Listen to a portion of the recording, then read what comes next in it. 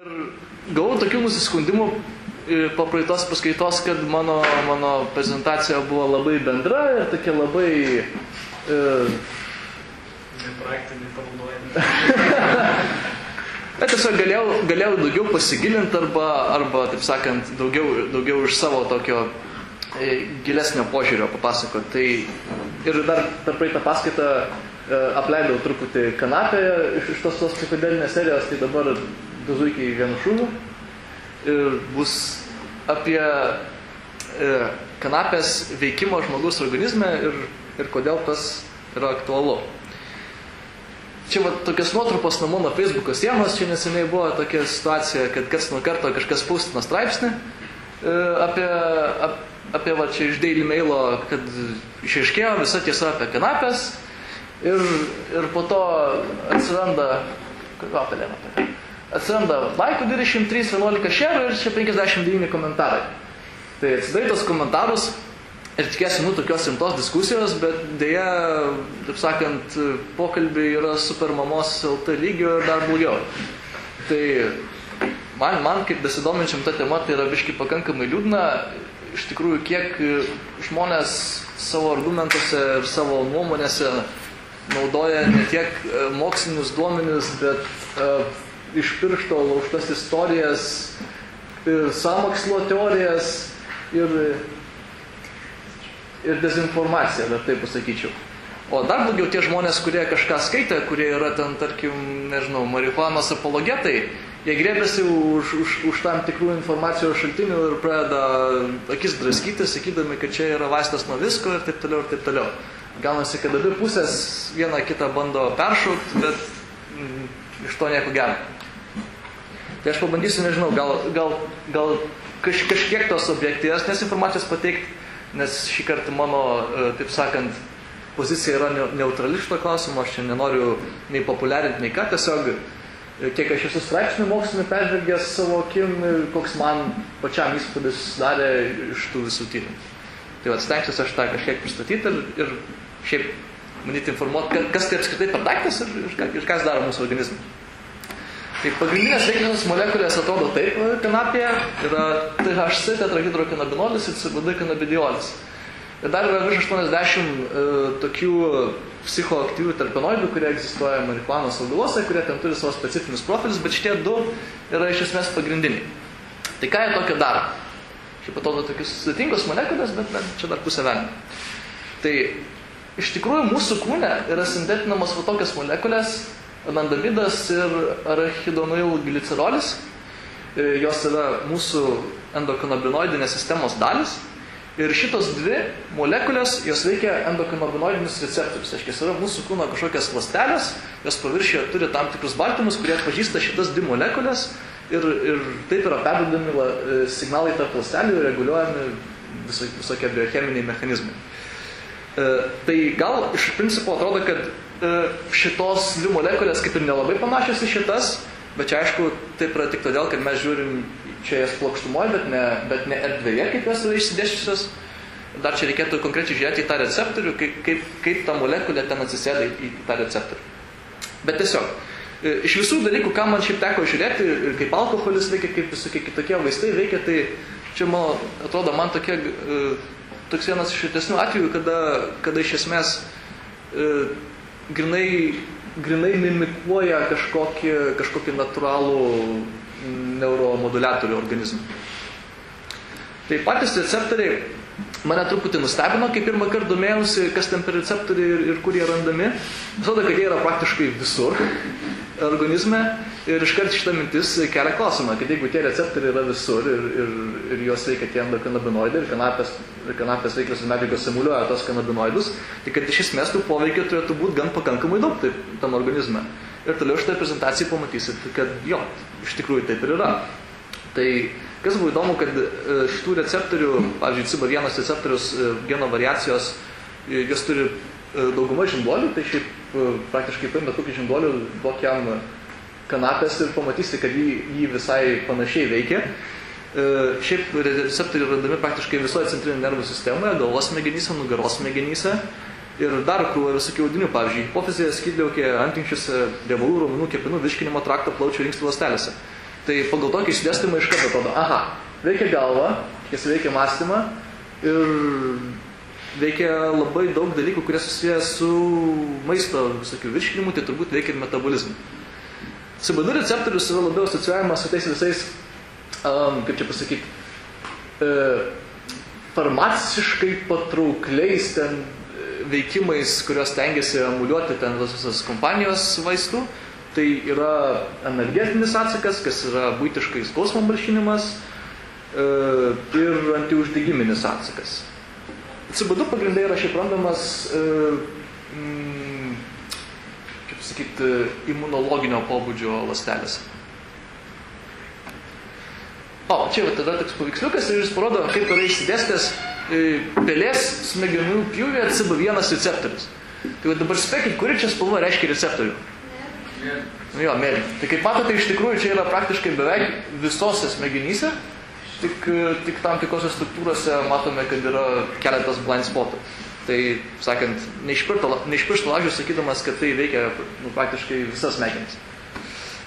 O dabar truputį apžvelgsime metabolizmą ir čia šiaip yra pakankamai įdomus dalykas. Šiaip kaip tokie tyrimai veikia. Pasiėmė žmonės pelę, ne? Pasiėmė pelę, ten suleidžia ten CHC arba ten ištrina ten kokį nors geną, kuris ten vieną receptorių koduoja ir žiūri, kas kinta. Ir po to iš tokių daug atskirų tyrimų pasako, aha, veikia šitą, veikia šitą, veikia šitą ir veikia šitą. Tai va čia iš tokių atskirų tyrimų buvo pasakyta, kad iš pradžių smegenyse, kas susijęs su metabolizmu, tai veikia dvi struktūras, nucleus accumbens ir hipotalamą. Ir per tas dvi struktūras skatinamas alkis, motyvacija valgyti ir kartu tas toks hedonistinis atsakas į maistą, kad viskas pasidaro gan skaniau.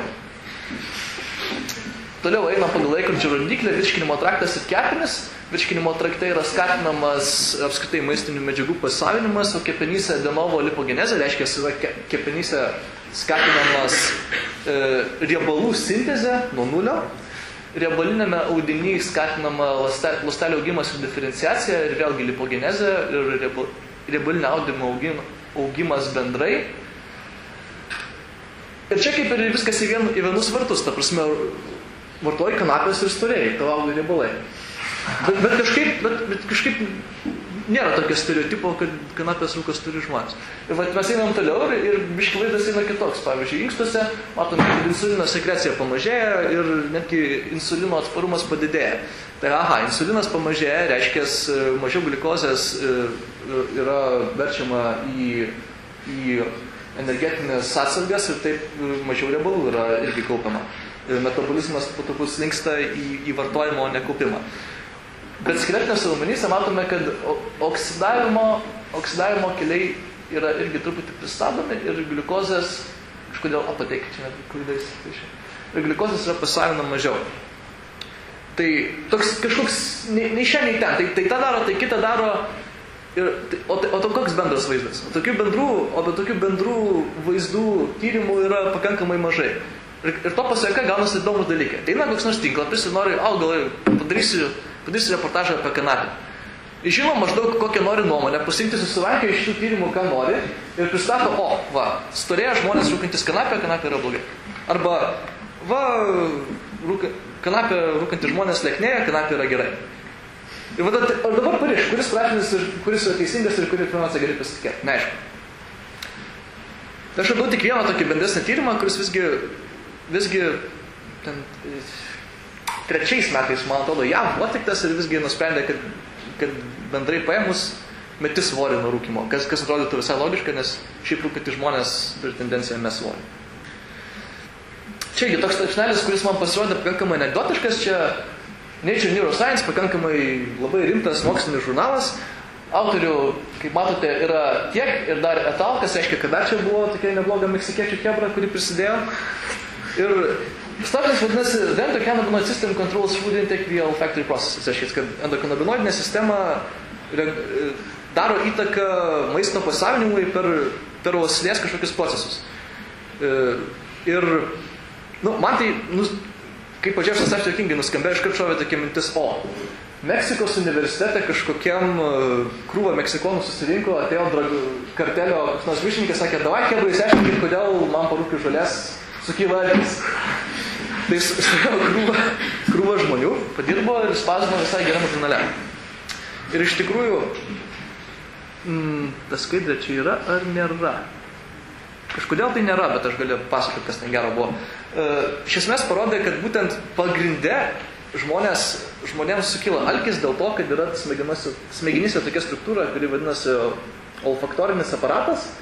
Tai tam aparate irgi yra patankėjęs receptorių kiekis ir jis yra tarpinis variantas signalo kelyje tarp nosies ir hipotalamo.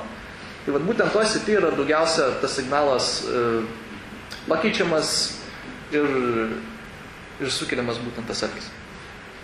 Bendresni tokie pokyčiai tai yra tokie, nežinau, gal labai anekdotiniai ir gal platesniai visuomeniai susijęs su stereotipais, visokie burnos padžiūvimai, akių paraudonavimai, termoreguliaciniai sutrikimai, padidėjęs pulsas, bet sumažėjęs kraujospūdis ir raumenų atpalaidavimas. Man kažkada viso šito dalykų besidomint iškilo toks klausimas, o tai kaip ten iš viso ten su to vėžiu?